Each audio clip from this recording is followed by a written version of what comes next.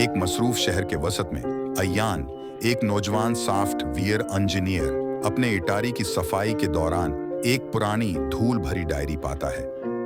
ये डायरी उसके परदादा की थी, जिसमें एक खफिया खजाने का जिक्र है जो उनके आबाई गांव में छुपा हुआ है। इस खानदानी राज को खोलने के अमकान से मुतासिर होकर अय्यान गांव जाने का फैसला करता है। अय्यान काम से छुट्टी लेता है और पहाड़ों में बसे दूर दराज गांव की एक मेहमाती सफर पर निकल पड़ता है। जब वो गांव पहुंचता है तो गांव वालों की जानिब से उसे मिले जले तजस्सुस और शक का सामना करना पड़ता है। वो एक बूढ़े गांव वाले काका राम से मिलता है जो इस डायरी और उसके राजों के बारे में जानता मालूम होता है। काका राम अय्यान को एक भूली हुई दास्तान बताता है और उसे आगे के खतरात से खबरदार करता है। राज को हल करने के अज़्म के साथ अय्यान अपनी तलाश शुरू करता है। डायरी में पुराने निशानात और पहेलियां होती हैं जो उसे गांव के मुख्तलिफ मकामात तक पहुंचाती हैं।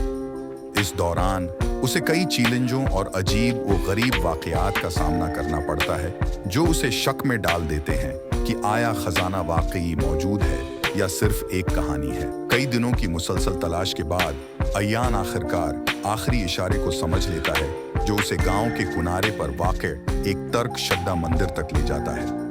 मंदिर के अंदर उसे एक छुपा हुआ कमरा मिलता है जिसमें कदीम नवादरात और एक संदूक होता है जिसमें उसके परदादा का खत होता है। खत में इंकिशाफ होता है कि असल खजाना सोना या जवाहरात नहीं बल्कि उनके आबाओ अजदाद की भरपूर सकाफती विरासत और भूली हुई रवायात हैं। इंकिशाफ से मुतासिर होकर अय्यान कुछ वक्त के लिए गांव में रहने और गांव वालों को उनकी कदीम रवायात को दोबारा जिंदा करने में मदद करने का फैसला करता है।